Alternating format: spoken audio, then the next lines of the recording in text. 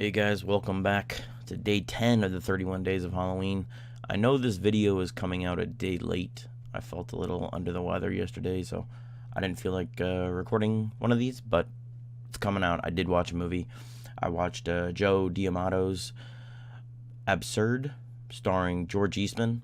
And Joe Diamato is like a prolific director. I mean, he directed several movies from 1972 all the way up until he died in 99. But he directed like 3 or 4 movies at least every year.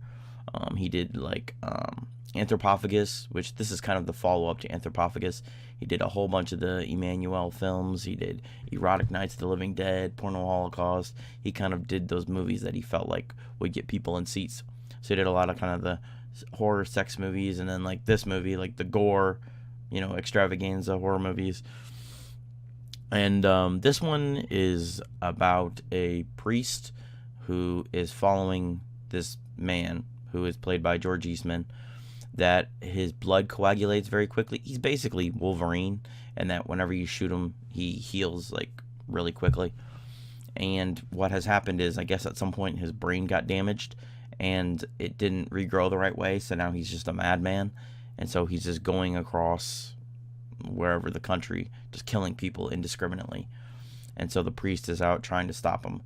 And the George Eastman's character goes to this house, and this is in the very first 5 minutes. He's running away from this priest. He climbs over this fence. His gut gets stuck on the fence, and so his guts just start hanging out. And he goes in this house, and these people call the cops, and they take him away. They think he's not going to live because they don't know what's going on with him, because the priest is trying to hide. And they take him into an operating room, and he's healing very quickly, and they're like, what's going on? And then he breaks out and he's killing people, and the story unfolds from there. Like I said, I think in my previous review where I did the Italian horror films, plot is usually not very important in these kind of films. It's always about kind of the gore. How can they do inventive kills? And these Italian horror films, they really did inventive kills. And they always had this weird way of this growing this tension by having like a knife or something, like them trying to stop it, and it going like this until it eventually pushes in. They do that in all these kind of Italian. That's kind of the way that they build tension, as they're like, oh, you pretty much know it's gonna happen, but you're like, oh, it gives you that like on your edge, like, oof.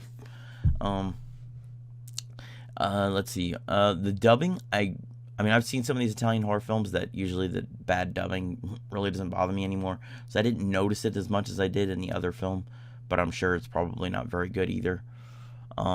George Eastman always does a pretty good job. The acting, not great, but, it's not terrible. It's not like laugh out loud, Troll 2 bad.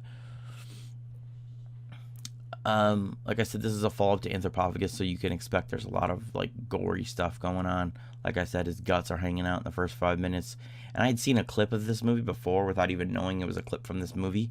It's a scene of him taking this woman and sticking her head in an oven and then turning the oven on.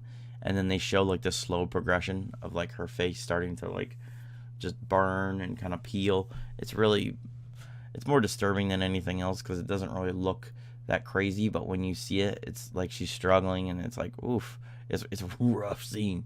And this is kind of not having to do with the review, but it's a weird kind of side note, is that they're all watching, they're all getting ready. Part of the plot is that the reason they can't get anybody is because they're watching the big game, and the big game is an American football game, and they're at this like Super Bowl party, or I don't know if it's Super Bowl, but this party for the game. And like during halftime, they eat spaghetti. And it was just really strange. I was like, wow, that's like, must be an Italian thing, because there's no way we would just sit down and eat spaghetti during a football game. But that's absurd. I would probably give it like a 3 out of 5. Like, the gore is about the only really good thing in the movie, to be honest. I mean, it's okay. It's passable. Like I said, it's a 3 out of 5, which for me is like pretty good. It's worth a watch. 3 out of 5 for me is worth one watch. I wouldn't rewatch it.